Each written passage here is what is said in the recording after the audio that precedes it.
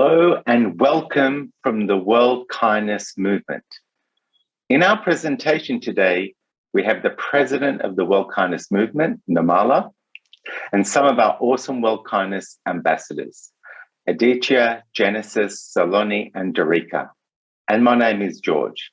It is an honor for the World Kindness Movement to be sharing with you at today's youth conference.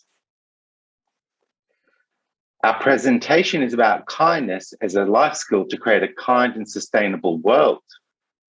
We will be sharing with you how a kinder world that prioritizes the 17 Sustainable Development Goals needs the skill of being kind to ourselves, each other, and nature. Sustainability is about the internal and external world. So how important is kindness? What difference would it make to our lives and our world? To unblock kindness, let's explore what a world would be like with and without it. So guys, what would the world be like if there was no kindness? Oh, well, let me start. I would see a very aggressive world, a world where we've seen in the past, where we've had wars of the conqueror and the conquered. And the conqueror kind of, not just owns land and property and takes away and harms women and children. So it's been happening in the past. It's even happening today. And I think we need to look at this and reflect on it.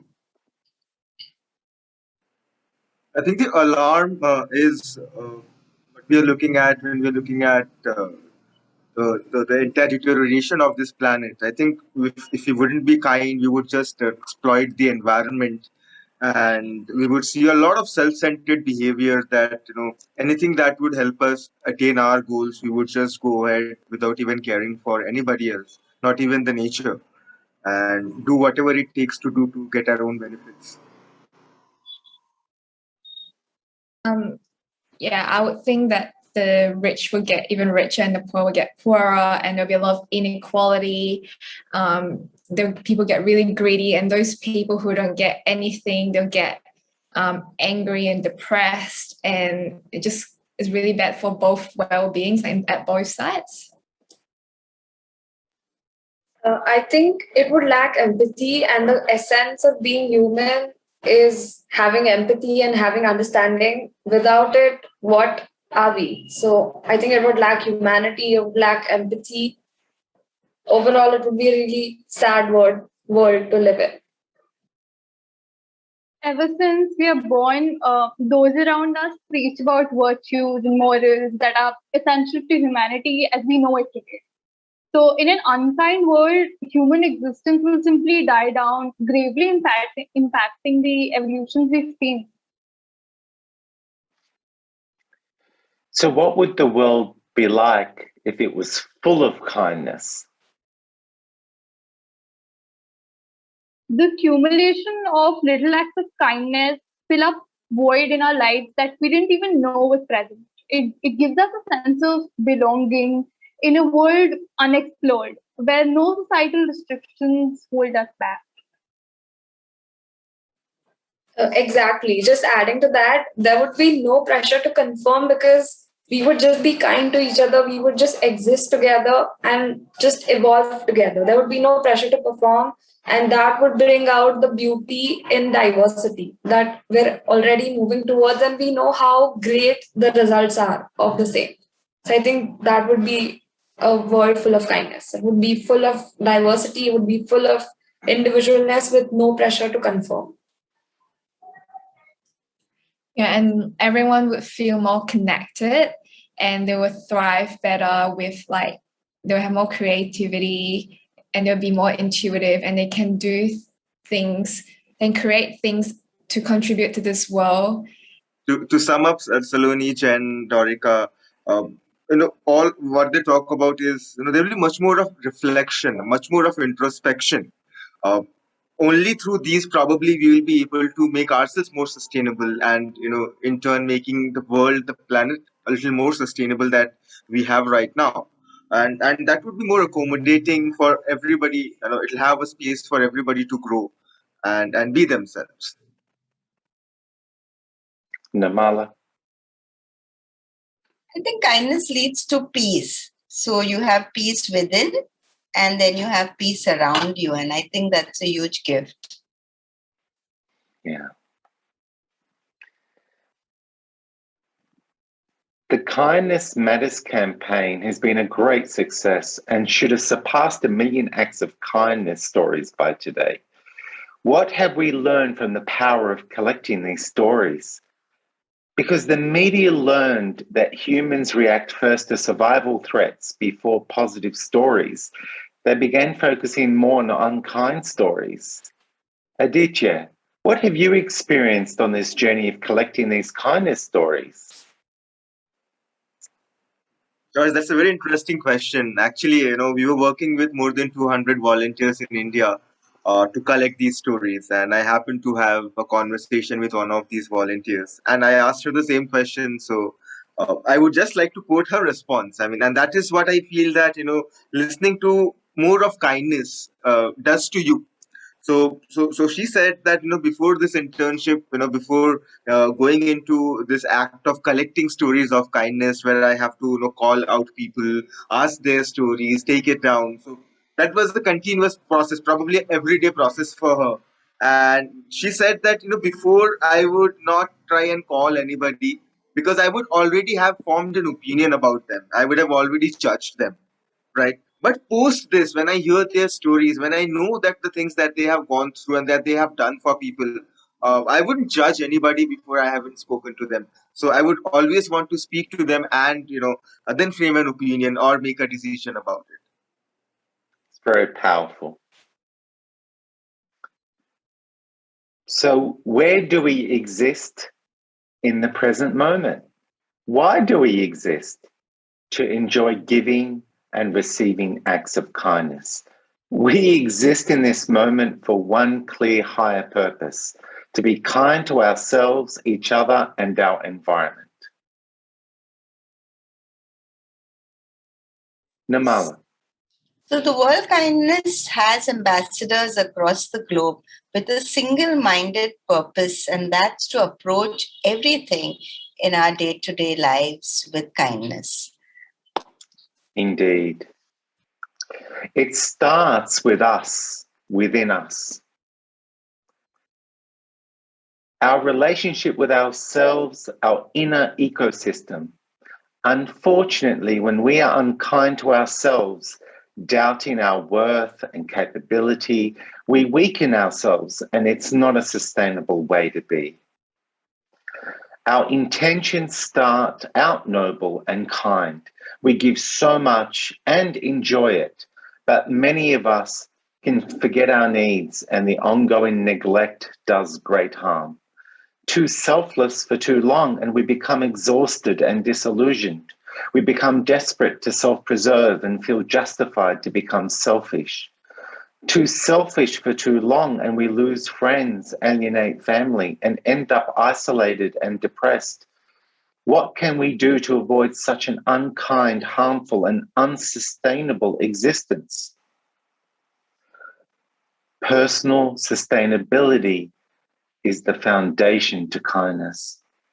Balancing our inner world and meeting our personal needs makes us stronger and able to sustain our kindness to others. Suddenly, we have the energy, mental capacity to listen, notice, and care for each other and our environment, making our coexistence sustainable. So, how do we do it? It's about treating kindness as a life skill to create a sustainable world. It's about the kind skill of finding a better way when there is struggle. The kind skill that ensures we are looking after ourselves so we can show up with the kindness for others and our environment. There are principles that guide us into a more empowered and effective way. There is a process to follow to help us see things in a more balanced way. At Verve Education, we call it You Find the Way. And in this case, it's about finding the kinder way. There is a shared wisdom we can recognize that's within all of us that empowers all of us. The principles that guide us into better actions. Here are some key principles that lead us to a better way to approach any situation. To know that there is always a way to be kind to yourself and others, and there are always ways to find resources to tend to everyone's needs. That imagination turns on the possibilities to find those ways to create win-win outcomes. And equality ensures we commit to the truth that everyone's basic needs and the way they are treated should be with respect and compassion. The dignity to defend our morals and values and not negotiating them away is our responsibility, and how we need to begin with believing in each other's good nature and our innate desire to be kind and use empathy to improve understanding. For us to embrace responsibility, to adapt differently, and keep learning to improve our approach to get better results is how we create breakthroughs and create a kinder world. And challenge anything that pressures us into an unsustainable existence with boundaries to avoid lose-lose outcomes. These principles guide us into a process where we listen more, seek to understand more deeply, to negotiate into better solutions, to collaborate with trust for each other's good nature, good intentions, and deal with misunderstandings with respect and kindness. This process we call UFind is an acronym that stands for understand the situation through observing with humility, patience, curiosity, and the discipline to dig deeper. Feel the impact of that situation on you, honoring your emotions, to then be able to identify what you must be assuming to feel that way, and to understand what else you must be assuming to reveal more assumptions. This mindfulness and deep introspection will make you informed of what is really going on and give you a chance to neutralize the untrue, extreme assumptions and decide a better approach, a kinder one. Revealing these extreme assumptions shows two polarities that stop our adaptive power. One, we assume everything is all good and we are justified in doing nothing. It will fix itself. Number two, we assume everything is all bad and we are justified in doing nothing because nothing will fix it. When this happens, we no longer can be responsible to find a kinder way. We are absolved of all responsibility to even try. When we break out of all the good and all the bad extremes, we can pursue a kinder approach and be guided by the principles to be balanced, creative, and effective in negotiating win-win outcomes in those situations. Let's test the UFind process with an unkind work environment. Aditya, can you share the details of this situation? Sure, George. It reminds me of a story of a very dear friend of mine. And this person, he joined an organization which is a startup in India, and they're working on education. And somehow these guys are very hardworking guys. They work 7 days a week, and they are based out of a certain part of the country. And they do not have a fixed work schedule, so they sometimes work for 18, 19 hours at a stretch. And all of them are very, very committed. So they have strangely, solicited deadlines. They do not discuss things. They do not have any space or any room for any accommodation of personal and emotional needs. Everybody is too focused on achieving a certain target and a certain deadline. So I was having a conversation, and there was this very big festival for that entire region. So, and all of them belong to the same community. So it was not that he was alone. So he was just sharing this incident with me over a phone call, where he said that he wanted to take that day off, and he approached his manager saying that he would like to take that day off and want to spend that day with his family and be part of that celebration.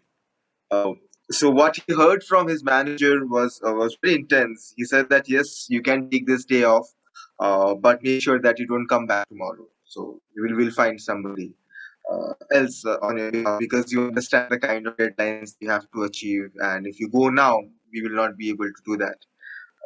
So he stayed back, and he did the work that he was supposed to do, but he did not really sound very happy, and was very frustrated. So I feel that this is the kind of environment that we have exposed It's very, very ourselves to. typical. It's very common, Yeah. this sort of thing. All right, so let's follow the you find process, and let's start with understanding the situation. What else can we discover? Why does the manager think it's okay to work 7 days a week? Because he has very tight deadlines to finish a project? Why is he being so unreasonable? Is he pressured from upper management? Why does he assume you can work every day with no breaks and this won't harm productivity? He appears too stressed, desperate, and incapable of seeing it is unsustainable. So, what are the emotions being felt? Nirmala? It's a lot of anger I would have felt, because, Yeah. it's like that's the primary emotion I would feel. Yeah. Darika? Another prominent emotion could be the feeling of exploitation, how I am devoid of my basic dignity and right. Yeah. Genesis? I would feel really helpless and like constrained, because I feel like I have no power over anything. I don't have a choice. Yeah. So all these emotions are so important to be honored. And they tell a story. We can decode them. So let's decode one of them now. So let's take helpless, because it's so powerful to feel helpless. I feel helpless because there is nothing I can do about the situation. He will never care about my needs. I need this job, and if I take a day off for the festival, I will lose my job and harm my family. I have no choice but to keep working, but this is depressing me. Now, we know that's the typical thinking to feel helpless. Yeah? So, but let's test now for extreme assumptions. There is nothing I can do, and he will never care. Can you see these extremes, guys? You can see that. Yeah. So let's balance the approach using the principles and actions. We can be kind to the manager and express our confusion why a day off is not possible to better understand the pressure on him. We can show empathy for his situation and show regret he's being pressured so much.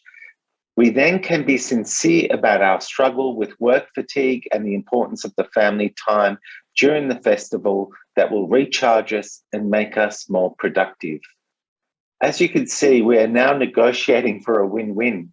We have now officially engaged a more balanced and kind approach to ourselves as we represent our needs, as well as showing understanding and care for the other person. But what can happen from this new approach? Well, one thing that can happen is he is moved by our empathy, kindness, and sincerity to negotiate with logic and agrees to give us the day off.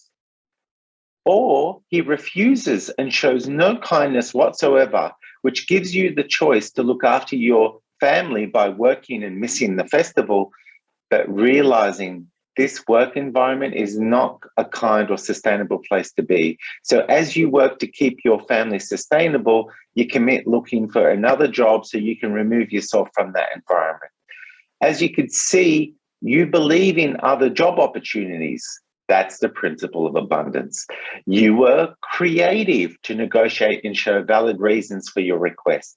You showed dignity to put you and your family first, but trusted in his good nature to give him a chance to choose kindness. This is a perfect example of how the You Find tool shows we can find a kind, balanced, and more empowering way in a situation that was unkind and unsustainable. It has been a pleasure to share with you how the power and wisdom of kindness can empower us into a sustainable and kind way for ourselves and our world. The stories have been shining the light on many who are leading by example by using kindness as a life skill every day. So please continue to share your acts of kindness stories for the successful Kindness Matters campaign so we can demonstrate the importance of establishing an International Day of Kindness that represents the higher purpose and destiny of humanity. We have the tools to be the change makers of today, laying the foundation to create a very kind and rewarding future. Thank you. And if you would like to join one of our free kindness life skill workshops, reach out to us at the World Kindness Movement on Facebook and Instagram, and we'll keep you informed of those opportunities. Thank you for being with us.